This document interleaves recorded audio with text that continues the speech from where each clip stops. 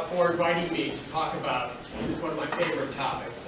Medical history has been a hobby of mine for ages, and I have a collection of antique medical instruments, medical books. I've studied medical history, and really enjoy looking at it. I thought it would be good to talk to you today about medicine in Northborough, medicine in general, in the 19th century. That was a period of time in which there were changes in the way medicine was practiced, who was practicing medicine.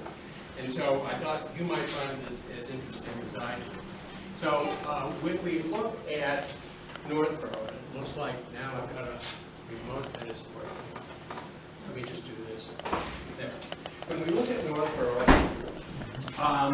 it's gone under a transition during that time as well. We had about 700 people living here at the beginning of the 19th century, about 2,200 at the end of the 19th century. We went from predominantly just rural, agrarian kind of economy to having some mills, having a train come through, and the like. We were served during most of the 1700s and early 1800s just by one doctor. And then, we can sort of look at this first era of medicine that occurred. I like to divide the 19th century into two different areas. One is the up till 1840 and then after 1840. So big changes occurred in 1840. Prior to 1840, there weren't many changes for 1,500 years.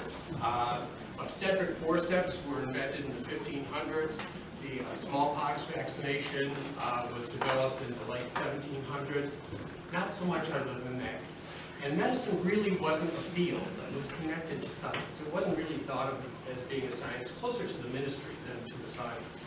And the big idea was to restore balance, to restore people to good health by restoring their humors to balance. And the humors that were in the body were blood, phlegm, black and yellow bile. Depending on what your complaint was, they would relate it to more of one thing than another. And then the way they went about restoring balance was to bleed you, to get excess blood out if you looked ruddy or if you felt warm, to give you things that caused you to throw up, or laxatives. So they were restoring balance in a way that wasn't terribly pleasant. And some of the medications we now know, mercury, arsenic, not too healthy. But they were the kinds of things that were used. In addition, doctors were basically preparing their own medications. And so one doctor's medication may be different than another's. One doctor's red pill may be different than another's. And the pill that one doctor makes one day may be exactly the same as the one he makes a year later. So in 1808, the Massachusetts Medical Society developed the Pharmacopoeia, which is basically a recipe book, and hoped that they could begin to standardize things that way. Very few tools at that time, dental extractors, which were really frightening looking things, amputation instruments, and I brought a set of amputation instruments here from the Medical Society from that period of time. I brought some obstetric forceps as well, so later on you can look at that. And bleeding instruments, which were used, and I brought some of those too, although don't play with them. But, so those were the tools that were available, that's what was done. And education, how you became a doctor, very few medical schools. Most doctors were trained as apprentices. They would spend 2 or 3 years. There was no standardization of the curriculum at all. And then they would be certified essentially by the person who they apprenticed to. So that is kind of a picture up to 1840. And in that period of time, you can imagine that there was an appetite. If what was on the menu was being bled, getting something that would cause you to vomit or have diarrhea, people might be shopping for other things. And so there was quite a choice that people had available to them. Homeopathy, which found its way here from Germany, Dr. Hahnemann, was built on the theory that like cures like, and minuscule tiny particles thought to relate to a disease, when given to a person, would build within them the resistance to cure themselves. Water cures, where you were soaked in water or was running one side or the other to purge you, to cleanse you. Mesmerism, animal magnetism, the power of the mind to heal. Thomsonianism, and Dr. Thomson was in New Hampshire and was promoting the use of botanicals, mostly a gastrointestinal-oriented therapy regimen to clear you out, and electric treatments, which were very popular at that time as well. So that was what was on the menu as an alternative to the regular medicine that was occurring. And sickness and death in that era, the average lifespan was in the 40s. 1 in 7 babies died before their first birthday. About 1 in 100 women died as a result of childbirth. And to give you a comparison, the number for women dying in childbirth now is between 1 in 5 and 10,000. So 1 in 100 is really a big number, particularly if women were getting pregnant 6 or 7 or 8 times. The only vaccine was for smallpox. There was no knowledge of infections or the benefits of hygiene, even though if we look at the diseases that were prevalent then, they were mostly what we now know to be infections, but they were thought then to be due to these miasmas that were rising from the gas in the earth. Chronic illnesses such as diabetes or hypertension weren't known. Nobody was checking sugar, nobody was checking blood pressure, so really they didn't know that. Cancer really wasn't much of an issue. It was recognized when it became advanced, but people weren't living that long, and so it was less of an issue. In Northborough here, there were roughly 50 births a year, all at home, and 35 deaths a year. And if we look at what people were dying of, the number one by far was what was referred to as consumption, which is tuberculosis, and scarlet fever, an infection due to strep, pneumonia, usually due to strep, whooping cough, another infection. So you can see that the deaths in this community and in all communities at that time were dominated by infection.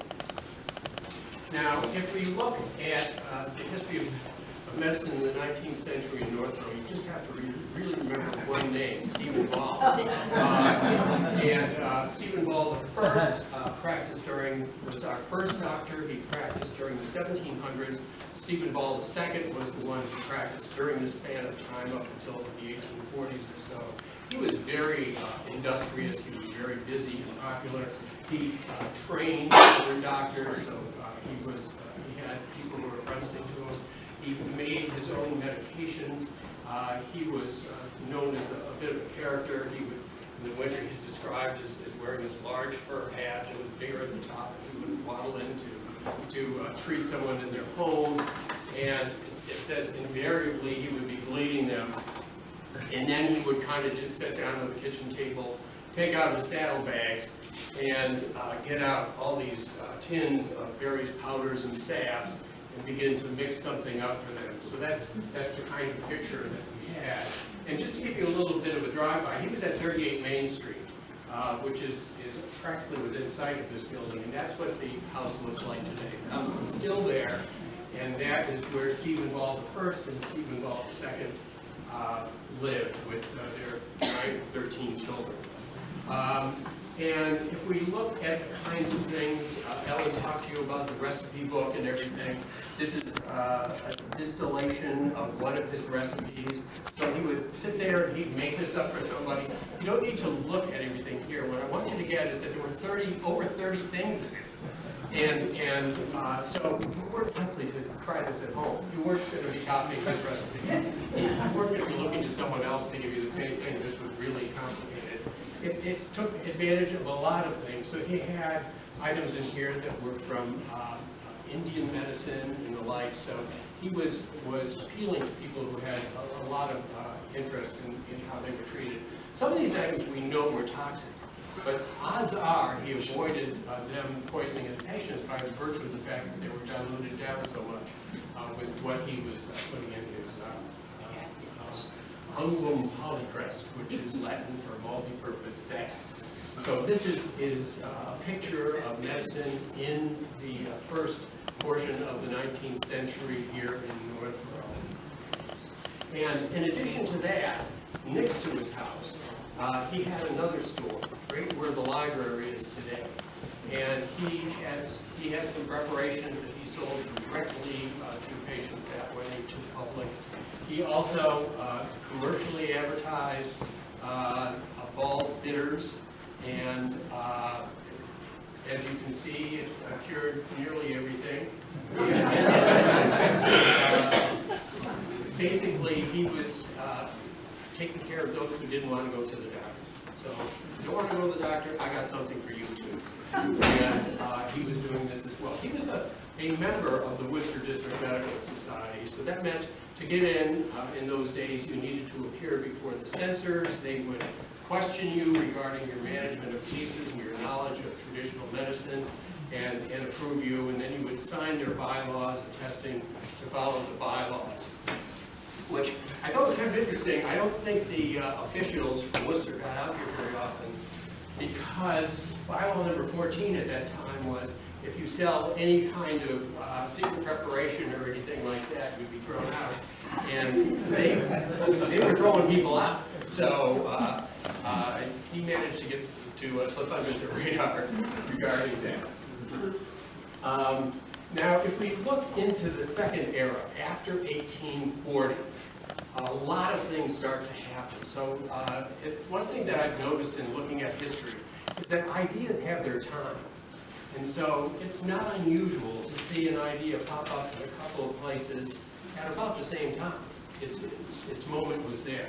And so at about the same time, Dr. Semmelweis in Vienna, Oliver Wendell Holmes in Boston, through different approaches to the problem, came to the conclusion that something doctors were carrying with them when they took care of women in labor could cause childbed fever. Childbed fever is an infection in the uterus. And they didn't know what an infection was, they didn't know what bacteria was, they knew something was going with those doctors, and if the doctors were to wash their hands, they recommended they use carbolic acid to wash their hands, that they would lower the risk of that happening. And Dr. Semmelweis did the experiment in Vienna and cut the infection rate by about 90%. So it was effective. Despite that, both Holmes and Semmelweis had decades of frustration as doctors rejected their theory and said, no, that is not the case. They could not deal with the idea that something they were doing was actually harming patients. In the 1840s also, Morton in Boston with ether, Wells in Hartford with nitrous oxide, Long in Georgia with ether, and Simpson in Edinburgh with chloroform. All of them, within a couple of years of each other, came to the conclusion that inhaled chemicals could render someone senseless, and therefore they would not be feeling pain, and this could be used to advance surgery. So it's really remarkable how these popped up about the same time in all these different areas, but that revolutionized medicine. And again, Nightingale, Florence Nightingale in England and John Snow in England, different techniques, roughly the same time, basically came to the conclusion that hygiene could contribute to health. That clean air, clean water would make a big difference and showed remarkable results in promoting that. And over the next 20 years or so, from the 50s to the 70s, Pasteur with the discovery of bacteria as well as other things, Koch with the notion of the science of proving that some bacteria could actually cause a condition, and Lister, a surgeon in Edinburgh, who again promoted carbolic acid.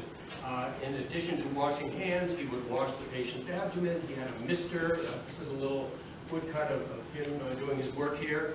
And a mister would be in the room to just spray the air with this carbolic acid while he did his surgery.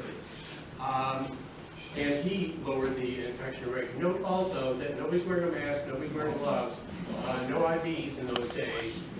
So those things were advances yet to come. But still an interesting picture as to how all these things came together. And the illnesses at that time, again, infection, a little more trauma. Because people were living longer and the average age was into the 50s, we were seeing people who would get cardiovascular disease, have a stroke, or have a heart attack. And that was about it. And I have a few other statistics here. I think despite the fact that people were living longer, roughly 1/3 of the deaths were to people who were under the age of 20. So again, death at an early age was quite And we brought up the idea of alternative medicine, and that wasn't going to go away just because some advances were being made in regular medicine. That has gone away today.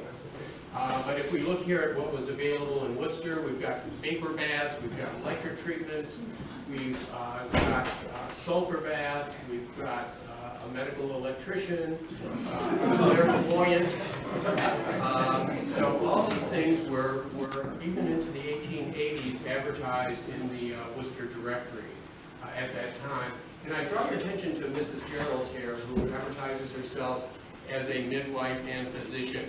And the reason I draw your attention to this is because anybody could call themselves a physician. You did not need a degree, you did not need to go to medical school, and none of that stuff. So that also just draws attention to some of the challenges that were there as medicine advanced during those years.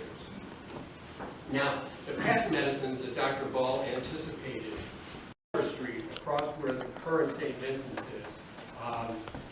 and would only hold about 100 patients, but because it filled up later on, 1876, across from where UMass Medical School is today, with an enormous campus, which at its highest occupancy had a couple thousand patients in it, and was an institution in which there was a lot of care given, there was a lot of research being done, and it delivered a service that wasn't available elsewhere. Now, in 1871, the residents of the government of the city of Worcester decided that having a charitable hospital for those who were ill would be a good idea. They opened up initially in a house on Front Street. Front Street is right across from the Worcester Common in Worcester. They outgrew that probably in a year and moved to Queen Street. And what you see here is really a remarkable organization with nurses' quarters and surgery buildings and the like. Just really remarkable.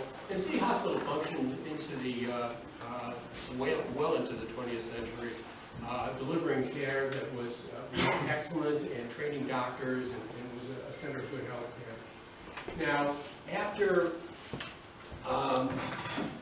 City Hospital moved out of that house, Ichabod Washburn, in his will, left money to memorialize his two daughters who had passed away. And they opened up initially the Washburn Dispensary in the same little house that was the house for City Hospital. And then moved over to Belmont Street and started with this house and expanded around it. And basically over probably, I came here in 1979, and you can still see some of the skeletons of those old buildings there that you walk through and see some of the old hallways and everything. But that's where it started, that's how it looked. And then in 1893, the Sisters of Providence felt that there was a need to deliver health care, particularly for doctors who were Catholics and patients who were Catholics. What was going on here is while Northborough expanded from 700 to 2,200 during the 1800s, Worcester went from 2,500 to 19,000 in 1850 to 115,000 in 1900. And so they had a massive influx of immigrants, a lot of them from Ireland, a lot of them Irish Catholics and the like. So you can imagine that the Sisters of Providence felt that there was a need under those circumstances. And then lastly, there were some homeopaths practicing in Worcester, and they started Hanneman Hospital, named after Dr. Hanneman, who started homeopathy. That expanded to basically traditional medicine around 1910, and survived as a hospital delivering care into the 1990s or so. So that's the situation with hospitals. When we look at education, because now we're getting to the point where if you don't know everything you need to know, you can really do a lot of harm. Prior to 1840, it was kind of a toss-up as to whether having an education was a benefit or not. Now, not so much. So up until the 1860s, there were few or no prerequisites to getting into medical school. And there was a 2-year curriculum. You'd go for 3 months, twice a year, and the second year was a repeat of the first. You often would just buy tickets to one class, you'd get an oral exam, you move along. You didn't see patients, you just listen to the theory, listen to the professor talk to you. That was it. And to dramatize this, even Harvard, in 1869, the dean of the university approached the dean of the medical school and said that he really would like to see them up their standards a little bit, give written exams instead of oral exams. And the response of the dean was, and the faculty was, they did not want to do that because they would lose half of their students. And the university dean insisted, he got his way. They had, you know, a significant, about 40 or 50% drop in their population of students as a result of that. Obviously, they recovered very nicely. But in 1892, Johns Hopkins, in his will, had a vision for what medical education should be, and that was transformative. The Johns Hopkins model basically was that they would require that people going to medical school have an undergraduate degree. They would require 2 years of basic science training. They then would have 2 years of clinical exposure in a hospital that was related to the medical school. So that was the innovation there. It was a massive increase in the quality of education that occurred. And also that they would admit women as on an equal basis with men. That was an interesting little twist that came in at the last minute because they were running out of money and there was a rich widow. And she and her colleagues basically said, if you want the money, this is what you're going to do. And they did. So those were, that standards really went up as a result of that. And we had a transformation in medical education. So let's look at a couple of physicians. I'm just going to skim over a couple of doctors, give you a little bit of a street view of their houses, and give you a sense as to what was happening in the second half of the century. So Stephen Ball III, I don't have a picture of him. He was educated by his father. He practiced here in Boston. He built a house in the 1860s right next to the library, a house that you're all familiar with, right there. And so that persists and survives to this day as a beautiful building. But that was started by Stephen Ball III, late 1860s. As I say, he was a practitioner who came down from several generations of physicians in Northborough. Henry Jewett, 60 Main Street, a member of the Worcester District Medical Society starting in 1849. Not a clear record as to where he went to medical school. He may have gone to medical school in Philadelphia, but that was unclear. They really didn't have great documentation of that. But his house, to this day, survives as Gray's Carpet. And so that is another place which, when you're driving by, you can say there's a connection with the history of medicine in this community, with that home right there. And if we look at his daybook, which Ellen mentioned to you, and she found that really interesting piece in there about pulling the bean out of a boy's nose in Shrewsbury.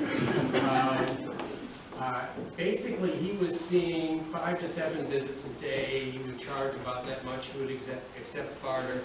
The majority of his notes were basically a date, a person, charge, and that sort of thing. Sometimes they would put in, if it was something interesting like a bean in the nose, he might want to put that in there for posterity. But that was how the book was. And as I say, we have that book here. We also have one of his recipe books for the various potions that he was putting together at the time. So those are nice pieces of the collection that you have right here. And then we have Henry Jabez Barnes.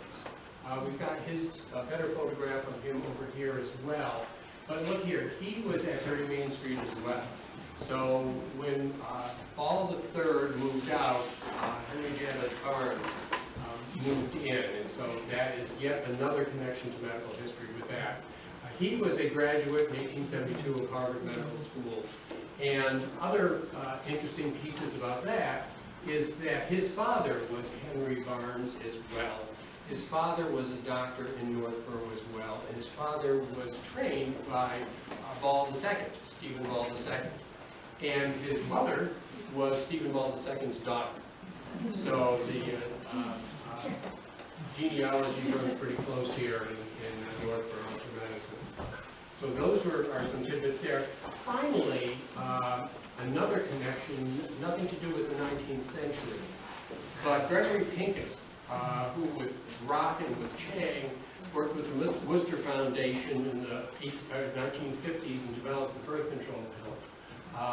Pincus lived there. So he died in 1967. But nonetheless, there's one more connection of that house to medicine in Northborough. And then we have Josiah Stanley, also a Worcester District Medical Society member, so he went through the examination process and everything. And he was at 25 Main Street, across the street from 30. And we don't have a picture today of that, so I can't give you a street view of that, because it's the parking lot of the church right now. But this is what his house looked like in those days, until the 20th century. And so then let's take a look at pharmacy. And there have been a couple of pharmacies, basically with the exception of Dr. Ball and his little store next to his house. There wasn't a lot going on until about 1868 or so. But an awful lot was going on in that corner of the town hall.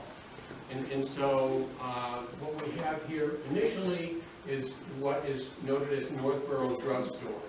And you can see something just arrived that people are interested in.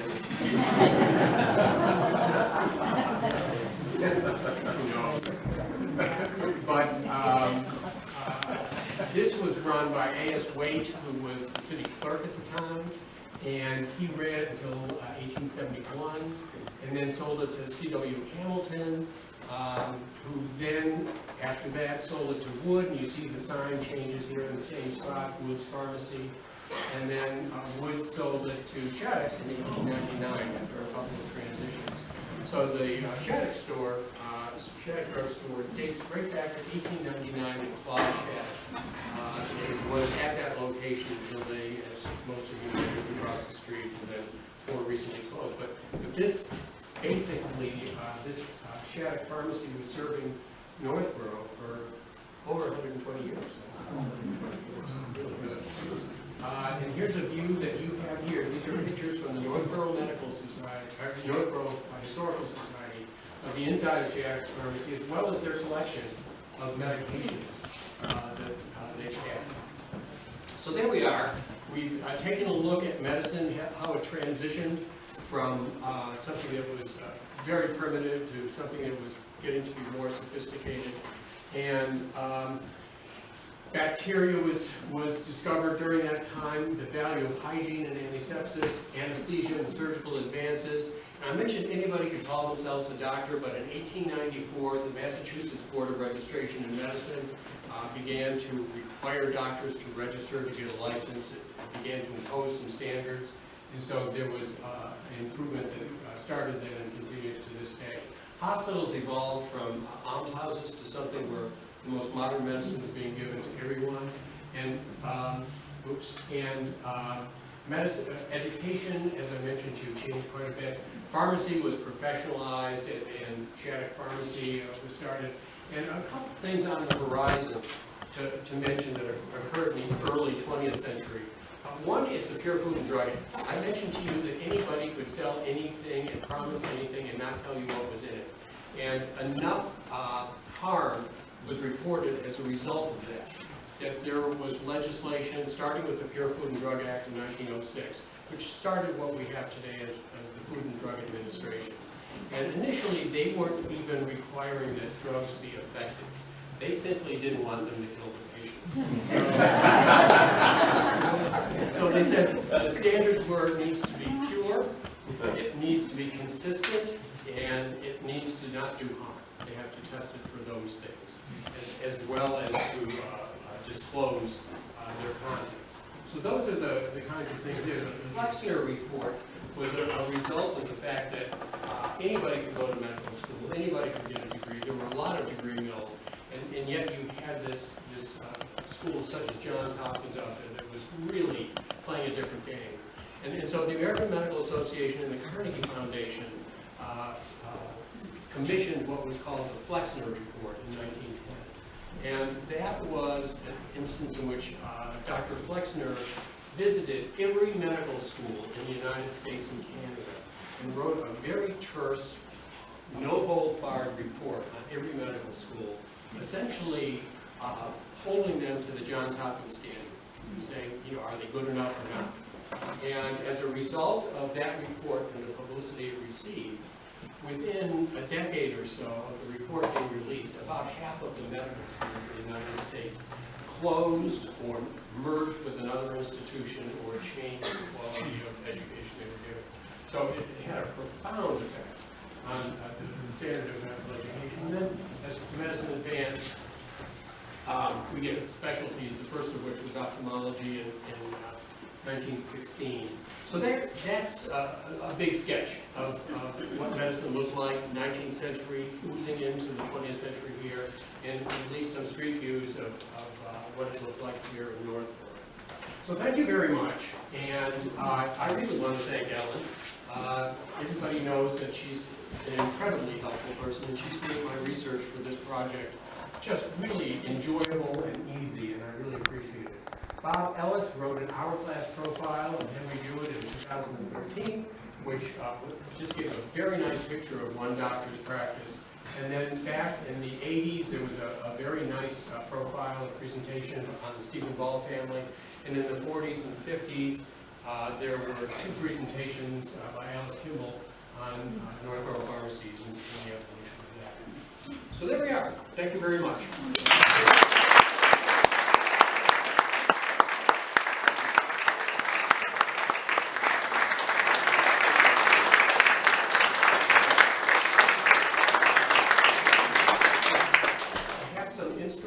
Here, if anybody is interested or someone wants to try their hand at medicine. And if anybody has any questions, I've always wondered, this bloodletting, yes. Why did it continue so long? I mean, what positive things resulted after they took blood from a person that they doctors for so long and people think that it was a good thing to do? We are accustomed to people running tests, to people doing studies where they compare one group to another.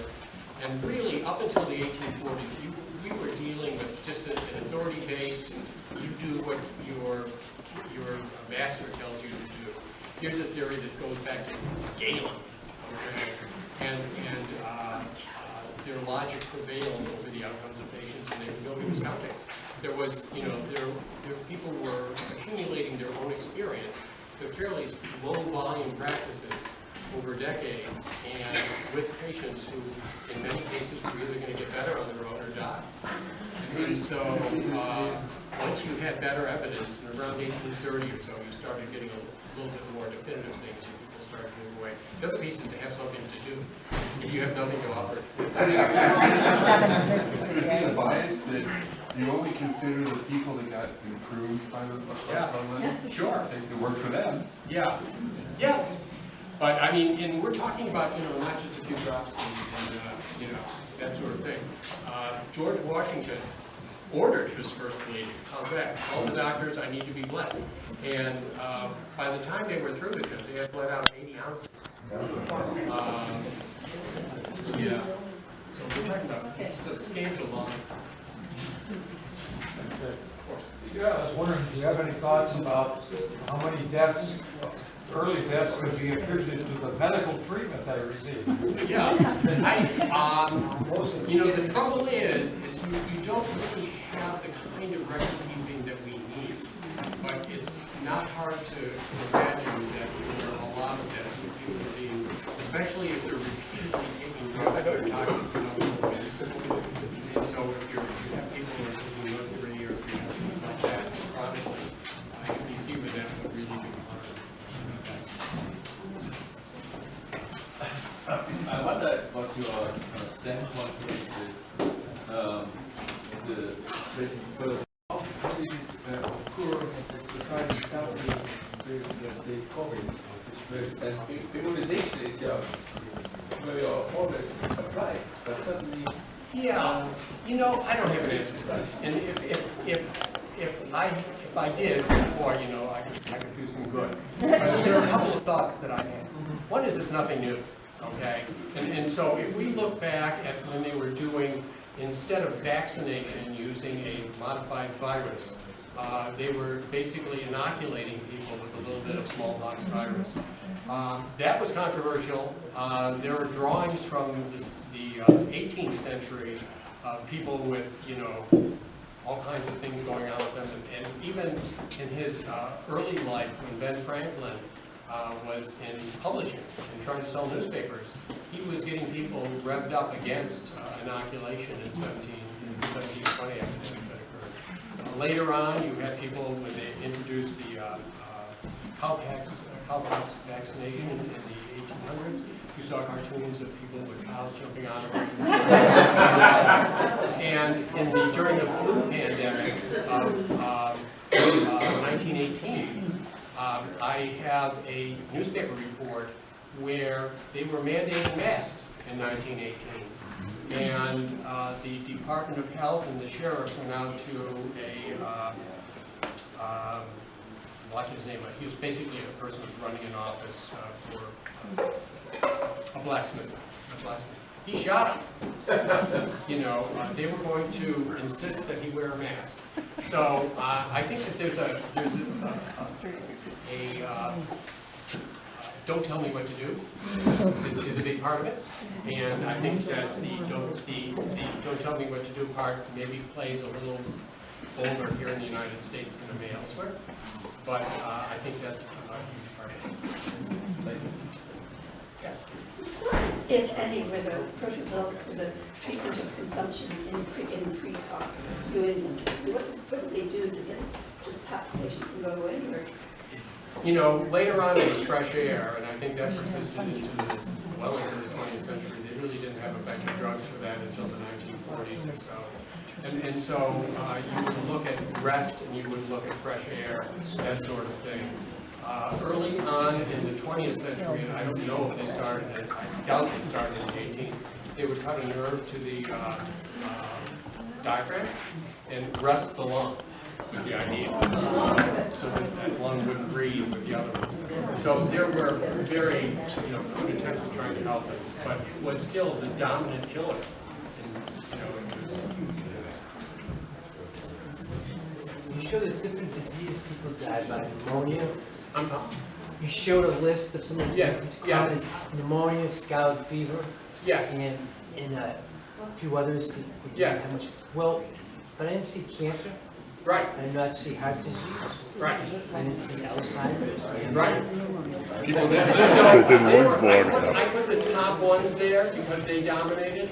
As the average age increased, as you started to see people in their 70s and 80s, then the incidence of cancer is going to go up because that tends to be a disease that is more common in those who are older. And cardiovascular disease ditto, you know, so there was that. I would say the issues regarding other risk factors for cardiovascular disease, people were a lot more active in those days. There was, you know, people were tending to weigh a little bit less, be physically more vigorous. So, you know, there's that part as well. They were occurring. You would still see people dying of a stroke or dying of a heart attack, but the dominant things there overwhelmingly were infection, and tuberculosis was like way up front. I noticed there was a medicine for asthma cigarettes. Yeah. Did they really think that these cigarettes could help the asthma? You know, the people who came out with these things, if you look at the number of things that these things were supposed to cure, Yeah. they weren't even testing them to see if they worked on anybody. I can tell you that. And there's a fairly interesting book about Lydia Pinkham's remedy. Lydia Pinkham's remedy was made in Lynn, Massachusetts, and achieved extreme popularity in this country. But it was promoted by her sons who basically figured out how to promote this and make promises. And it's fairly well documented in their approach to things. They would just see what sold. It really wasn't, nothing was tested. Okay. Well, thank you. Sorry. Last point, I'm showing my ignorance, because I can't remember.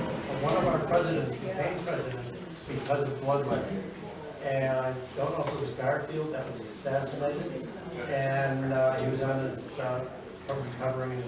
They did bloodletting on him. Yeah. And he died because of the bloodletting. Yeah. And so I don't know. His vice president became president. President Arthur became president because they did bloodletting on him. Yeah, Garfield's story is kind of complicated. I'm pretty sure he's the one who took a bullet, and the doctors were using their fingers to try to dig it out. He died sometime after the bullet. It is very likely that in the fingers. Yeah. Well, again, thank you very much for